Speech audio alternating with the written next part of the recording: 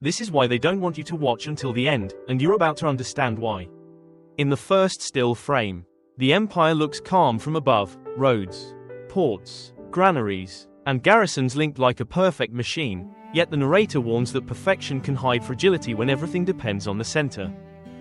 A distant frontier post stands silent with thin supplies, showing the first crack.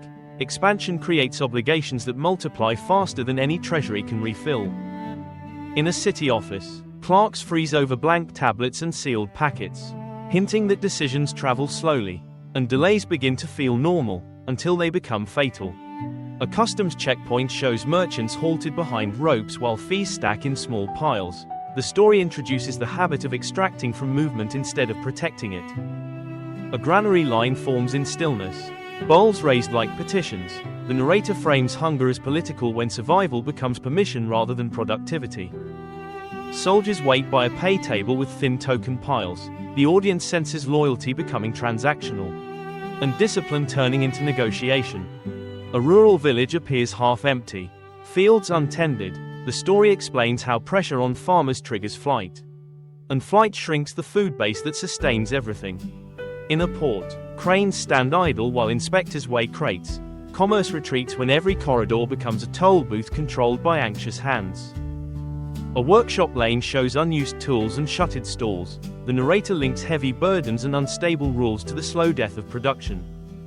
A courthouse doorway guarded and cold reveals justice turning into access control, when law is sold as fees. People seek patrons, not institutions. A bridge repair site sits frozen, timbers stacked but unused. The story marks how neglected maintenance becomes permanent emergency, draining money without restoring trust. At a river dock, mixed coins lie beside scales. Currency anxiety enters the narrative, showing how mistrust spreads when value feels negotiable.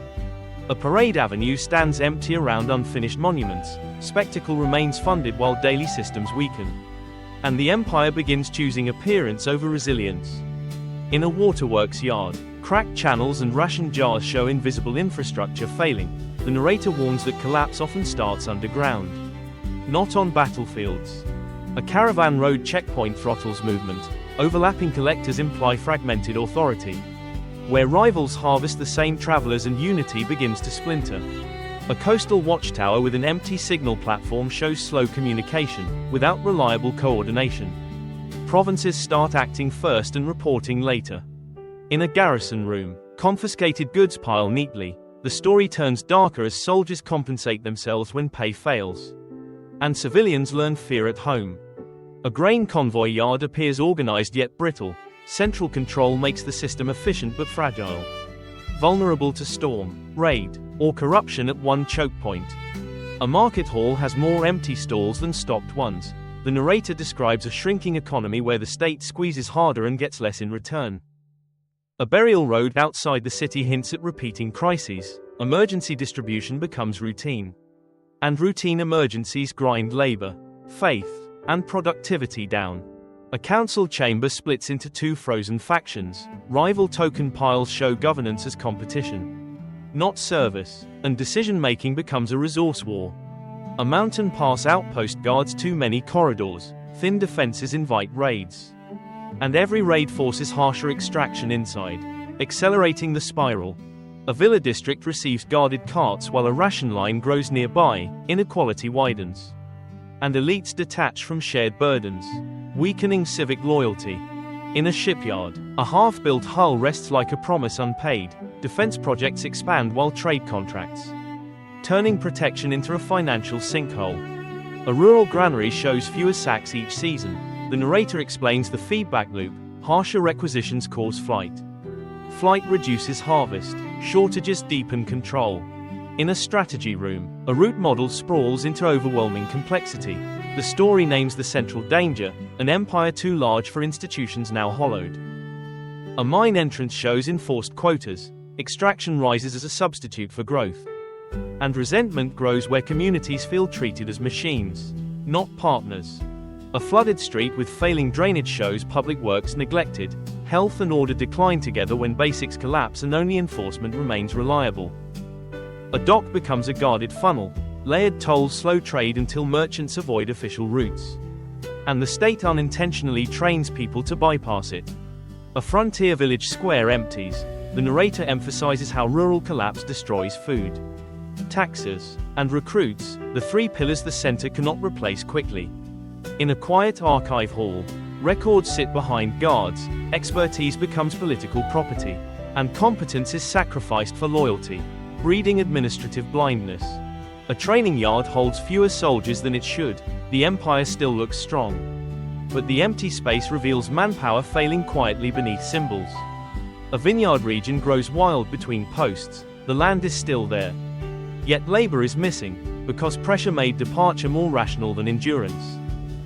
A canal district stagnates. The narrator ties sanitation decline to trust collapse, showing how disease and despair weaken cities without a single enemy army. A coastal defense shows gaps between towers, as routes become unsafe. Merchants retreat, revenue shrinks, and the center answers with heavier internal extraction. A caravansary becomes a toll maze. Overlapping jurisdictions signal a center losing control over its own officials, and the empire taxes movement until it stops. On civic stairs, citizens petition behind ropes. Governance becomes distance and procedure, and public life shifts from participation to pleading. A winter road repair site shows coerced labor. Short-term fixes replace investment, and every broken artery turns delay into shortage, shortage into anger.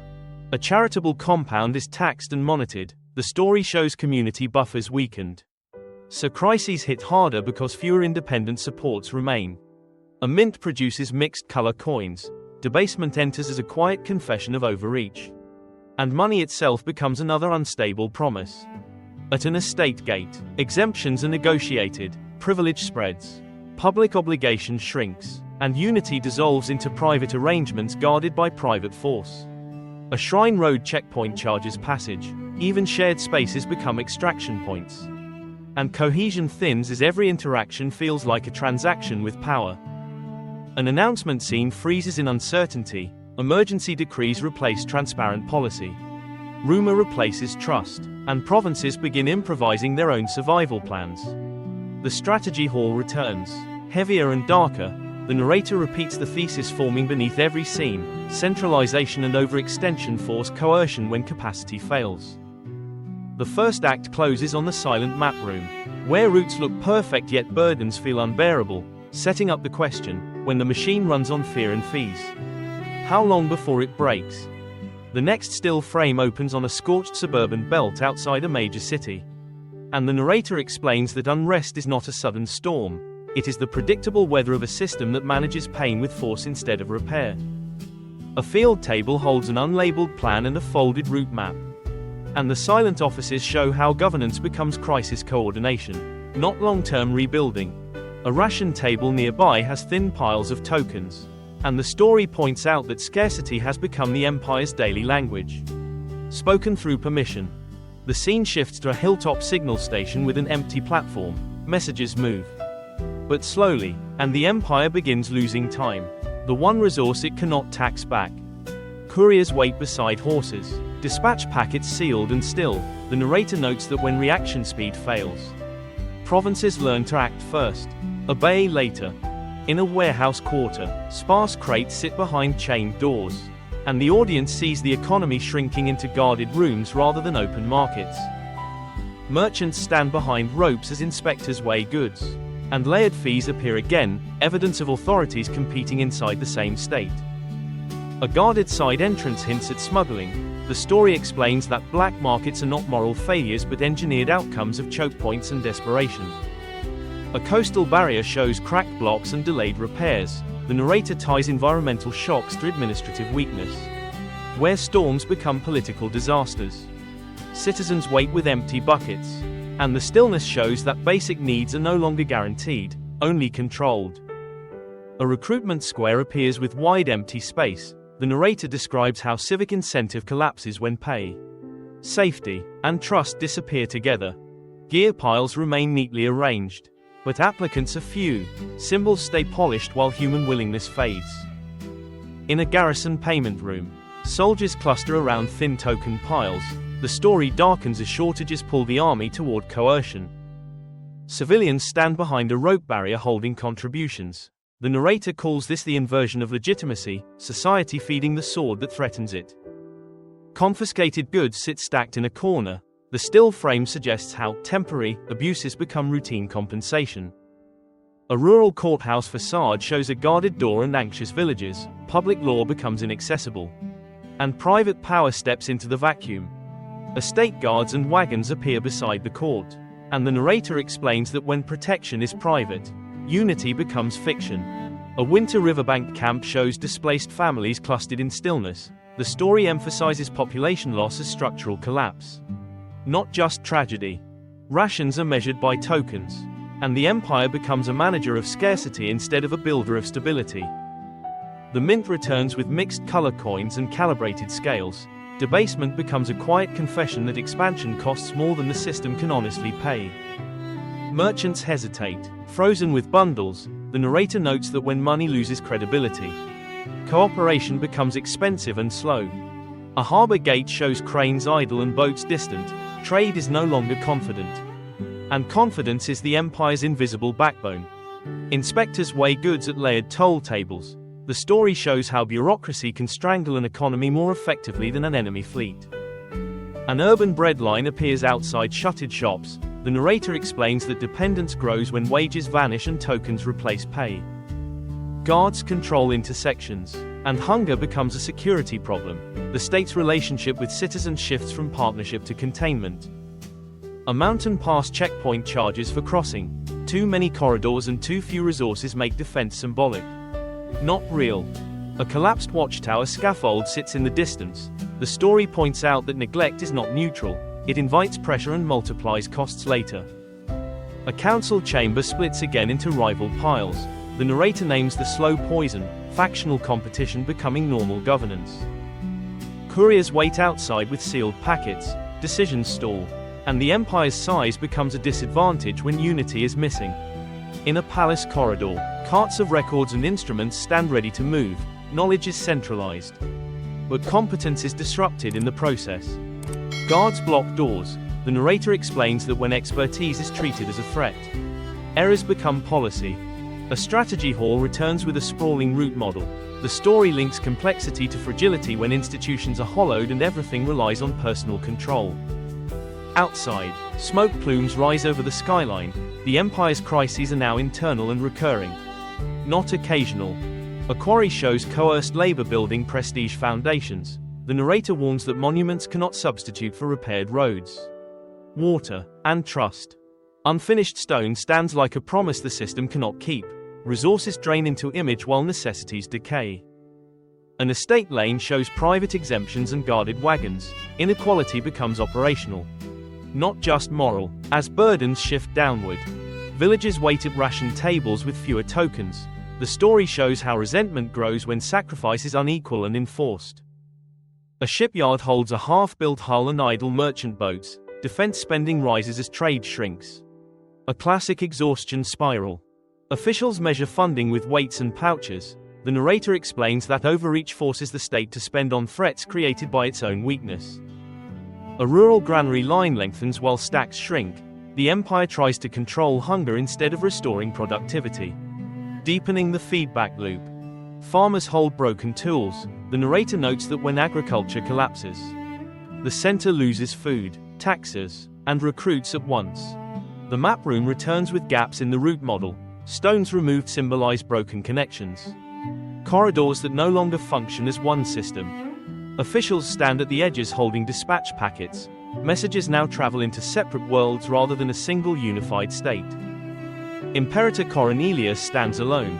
The narrator frames the core mistake clearly: overextension fused with centralized control, forcing coercion when capacity fails. Part 2 closes on the silent realization: the empire is still standing, but it is no longer governing, only managing collapse day by day. If you enjoyed this video, please hit like, share it with a friend, and subscribe for more content like this. Don't forget to turn on the notification bell so you never miss an upload. Drop a comment below and let me know what you think. The next frame returns to a ferry crossing where merchants and villagers wait behind ropes. And the narrator explains that when movement is taxed into stillness, the economy stops breathing. Sealed pouches and token piles stack on a checkpoint table, revealing how extraction multiplies even as the tax base shrinks. Guards control the ramp, and the story notes that control replaces trust because the center no longer believes loyalty will survive without force. A coastal salt marsh outpost shows a stranded wagon and thin supplies. The narrator calls this the geometry of exhaustion, where maintenance delays become strategic failures.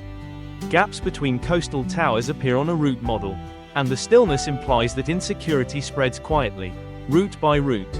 An inland grain exchange hall shows inspectors weighing sacks while guards block storerooms. The story explains how food becomes a lever of authority, not a foundation of stability. Mixed coins sit beside scales. The narrator connects currency distrust to hoarding, and hoarding to empty markets. A city waterworks yard shows cracked channels and ration lines. The empire's invisible systems fail first, because they require consistent investment, not emergency decrees. Workers stand still beside neatly placed tools. The narrator emphasizes that competence exists, but coordination and funding do not. A muddy hillside road traps a convoy in deep ruts. The story shows how bottlenecks create shortages faster than any army can. Couriers wait with sealed packets. Even government messages are delayed, and delay becomes policy. In an archive corridor, carts of records and instruments sit behind guards. Knowledge is centralized, but capacity is weakened when expertise is politicized. Blank wax tablets in Clark's hands suggest paralysis. The narrator calls it administrative blindness. Too many orders, too little truthful reporting. A quarry shows cut blocks and an unfinished foundation. Prestige projects continue because the center needs symbols to pretend control is intact. Laborers stand frozen under guard. The story highlights that coercion can produce stone, but it cannot produce loyalty. A barracks yard shows thin pay piles and confiscated goods. The narrator explains that underfunded troops become local predators, turning defense into fear. Civilians contribute under pressure. Legitimacy collapses when the state's protectors must be paid by the protected. A coastal market square has empty stalls and idle boats. The story shows commerce retreating when routes are unsafe and fees are suffocating. Mixed coins and negotiated scales reveal unstable value. The narrator notes that uncertainty spreads faster than any decree can stop it. A temple district is monitored and taxed. The empire erodes shared spaces that once held communities together during hardship. Offerings are scarce, and guards are present. The story shows the shift from cohesion to surveillance as the default social posture. A governor's reception hall splits into rival officials. Piles of tokens and pouches become symbols of competing legitimacy inside one state. Couriers wait outside. Decisions stall because unity is no longer assumed. Every faction calculates its advantage first. A council chamber returns with an immense route model. The narrator explains that complexity is survivable only when institutions are strong, not when everything depends on one center. Mixed color coins and strained token piles show financial decay. The story clarifies that debasement is not the cause but the symptom of overreach. A burned provincial capital appears again. Ash hanging motionless, conquest without governability becomes a hollow victory, and hollow victories drain the core. Supply wagons sit in mud. The narrator points out the paradox. Capturing space does not guarantee control if the population and economy are gone. A remote coastal residence shows a desk with blank pages and sealed letters. Power shrinks into narrative, because armies are no longer available. A guard silhouette in the doorway implies surveillance, even in quiet. Control habits persist, because letting go feels like death of identity. A state chamber shows the route model rolled back into bundles. The story suggests that complexity is being packed away, not solved. Token stacks are few. The narrator emphasizes diminished reach, where the machinery of governance survives only as fragments. A new internal border crossing appears with temporary barricades. The empire's greatest fear becomes visible. Its own districts now behave like separate countries. Competing piles of tokens on the same table show rival authorities. The narrator explains that fragmentation is collapse made ordinary. A succession chamber splits into factions. Continuity is personal contest, not institutional process, turning administration into rivalry. Guards stand behind each group. The story warns that when succession becomes conflict, provinces hedge, armies bargain, and the center loses speed. A rain-lashed granary district shows relief beside extraction. The narrator calls it the double wound, citizens must pay even while starving. Shuttered workshops behind the line show lost productivity. The story ties hunger to unemployment and unemployment to unrest. A foggy harbor with idle cranes and layered tolls shows confidence gone. The narrator explains that commerce cannot be forced, only invited by stability. A winter road convoy stalled in ruts shows logistics collapsing. The story notes that collapse can be slow and mundane, until it is sudden. Couriers and officials wait helplessly. Delay destroys coordination, and coordination is the empire's only true advantage.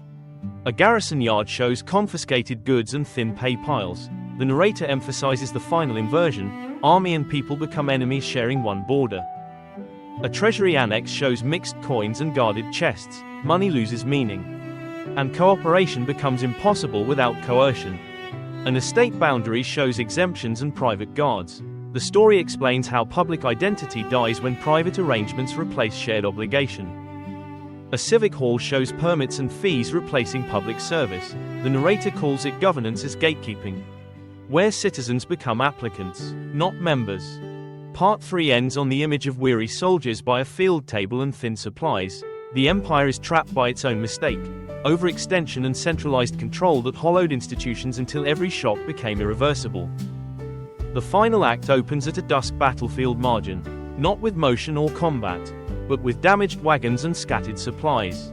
And the narrator explains that the empire's last wars are often fought against exhaustion. A thin ration table sits beside the field map, and the story shows scarcity invading every space, even the places meant to project strength. Opposing silhouettes rest on a distant ridge. Pressure exists without resolution, because the empire no longer has the capacity to force outcomes quickly. A night-lit city gate shows families leaving with bundles, and the narrator names the catastrophe: when people exit, the empire loses labor, taxes, and future recruits in one silent stream. Guards control permits at the gate. The story emphasizes that even departure becomes a regulated corridor, because control is the only reflex left. Inside the walls, dark windows and shuttered shops show economic hollowing. Outside, a sparse camp suggests displacement turning permanent. A fractured provincial border appears again at dawn, with temporary barricades replacing old stone markers. And the narrator explains that internal borders are the empire confessing it no longer trusts itself. Merchants wait on both sides as if crossing between foreign lands. Commerce breaks into smaller worlds, shrinking the system's scale and its ability to recover. Competing token stacks on the checkpoint table show rival authorities. The story frames this as collapse made routine, normalized, and therefore harder to reverse. The succession chamber returns with rival factions frozen around stacked pouches. The narrator warns that when continuity is personal contest, institutions become prizes, not safeguards. Guards behind each faction hint at intimidation. The empire's center becomes a battlefield of loyalty networks, not a source of stability. The granary district reappears under rain. Citizens wait behind ropes, and the narrator explains that dependence on permission is the opposite of resilience. Relief tokens are thin, and extraction pouches remain stacked. The story calls this the empire eating itself, taking from a population already weakened. A foggy harbor sits idle at low tide. Cranes and boats are still, and the narrator states that trade cannot be ordered back into existence once confidence is broken. Layered tolls appear again. The story shows the empire doubling down on choke points when it should have rebuilt trust and simplified rule. A winter road outside a fortress shows wagons trapped in ruts. The narrator emphasizes that collapse is often logistical first. Roads fail, supply fails, cities strain, and unity erodes. A corrupt checkpoint canopy shelters confusing piles of fees. The story highlights how fragmentation inside the bureaucracy becomes fragmentation on the map. Couriers wait with sealed packets. Even information cannot move freely, and the empire's decision-making becomes permanently late. A garrison courtyard shows soldiers near thin pay piles. Confiscated goods rest in a corner, and the narrator explains that unpaid force becomes predatory force. Civilians stand behind a rope boundary with contributions. The story marks the moment legitimacy flips. People now pay to avoid harm from the system meant to protect them. A treasury annex shows mixed coins and guarded chests. debasement and emergency finance are portrayed as the last language of a state that cannot admit limits. Standardized weights sit beside coins of different tones. The narrator explains that when money loses meaning, contracts weaken, and cooperation collapses into coercion. An estate boundary shows private guards and negotiated exemptions. The story concludes that inequality is not only unjust, it is destabilizing because it breaks shared sacrifice. Villagers at a ration table hold fewer tokens. The narrator notes that resentment grows fastest when suffering is unequal and enforced. A civic hall shows permits and fees for basic services. The story highlights how public institutions become gates, pushing people toward patrons and private arrangements. Confiscated goods appear again, enforcement replaces transparency, and rumor replaces trust, making governance brittle and reactive. The battlefield margin returns with weary soldiers and thin supplies. The narrator states that refusing to reduce commitments turns every compromise into humiliation, and every retreat into crisis. The remote coastal residence appears again, a desk, blank pages, sealed letters, and a guard silhouette. The story frames the final struggle as narrative control after real control is gone. The narrator explains that habits of coercion persist even in quiet, because the system learned to survive by controlling rather than repairing. A council archive room shows the root model partially rolled up. The story suggests that complexity is being packed away, not resolved, because unity cannot be restored by command. Token piles are diminished. Officials hold dispatch packets that will travel into separate worlds, not one empire. A Dawn Memorial Plaza appears empty. Standardized weights and tokens sit like artifacts. And the narrator notes that the machinery of control outlasts the society it exhausted. An abandoned checkpoint barrier lies aside. The story shows internal borders as the empire's final self-inflicted wound. Imperator Cornelius stands small against architecture. The narrator asks whether enemies truly ended the empire, or whether the empire ended itself by its own logic. The closing map room returns with stones removed from the root model. Gaps represent broken corridors, broken trust, and broken capacity. A few sealed pouches and tokens remain on a side table. The story emphasizes diminished reach. Governance survives only as fragments and rituals. Officials stand at the edges holding sealed dispatch packets. Messages travel, but they no longer bind a single system. Imperator Cornelius stands alone, framed by guards and empty space. The narrator delivers the final thesis in a calm, analytical voice. The greatest mistake that began the collapse was overextension fused with centralized personal control, which hollowed institutions and forced coercion as the default tool. Because coercion replaced trust, the empire strangled trade, punished production, and turned citizens into dependents managed by tokens. Because extraction replaced investment, roads, waterworks, and defenses decayed until logistics failed and crises became permanent. Because privileges expanded and burdens shifted downward, shared sacrifice died, and private power replaced public identity. Because currency and policy became unstable, confidence collapsed, and confidence is what turns a map into a living network. The narrator closes by warning that collapse is rarely one dramatic defeat. It is a long sequence of rational decisions that become habits, until recovery is impossible. The final still frame holds on the empty gaps of the root model, leaving the audience with one conclusion: an empire falls fastest when it tries to hold everything by force, instead of holding itself together through resilient institutions, fair burdens, and trust. If you enjoyed this video, please hit like, share it with a friend, and subscribe for more content like this.